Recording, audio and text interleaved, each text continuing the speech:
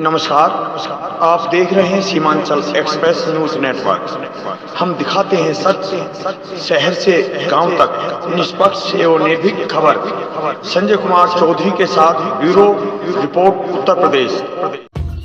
नमस्कार, आप देख रहे हैं Seemanchal express news network. Lucknow से मिली जानकारी के अनुसार निकाय चुनाव की अधिसूचना का मामला 27 दिसंबर को लखनऊ बेंच सुनाएगी फैसला।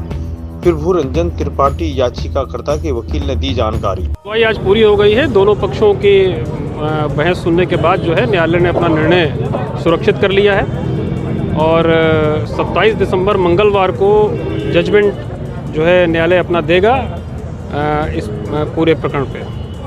सर, उसके अलावा कहा जा रहा था कि सरकार ने जो हलफनामा दाखिल किया उसके बाद बहस हुई, तो उसमें क्या कुछ रहा आरक्षण को लेकर? सरकार ने अपने हलफनामे में अपने एक्शन को डिफेंड किया कि जो हमने नोटिफिकेशन जारी किया है वो बिल्कुल सही तरीके से जारी किया है, लेकिन कोर्ट उनसे बहुत ज़्यादा सेटिस्फाइड नहीं थी। कोर्ट का कहना ये था कि जो आपने ये पूरा आपने एक्सरसाइज करी है, इसके लिए आपके पास कोई डेटा नहीं है और बगैर किसी डेटा के आप ये कैसे आप एक्सरसाइज को पूरी कर लिए।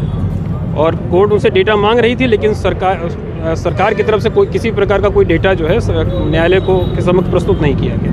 क्या सर पिछले चुनाव का भी हवाला दिया गया था? पिछले चुनाव का भी हवाला दिया गया था और हम लोग की तरफ से ये याचियों की तरफ से कहा गया कि 2012 और 17 के चुनाव हुए थे, उसमें भी बहुत सारी नियमों का उल्लंघन हुआ था और उसमें भी न्यायालय में बहुत सारे प्रकरण आए थे और इन्होंने वही सारे डेटा और उसी के आधार पर इस चुनाव को भी कराने का ये प्रयास कर रहे हैं। इसीलिए ये सारी एक्सरसाइज जो है ये गलत है और इसको इसीलिए न्यायालय में चुनौती दी गई। किसी आयोग के गठन की भी मांग की गई है सर?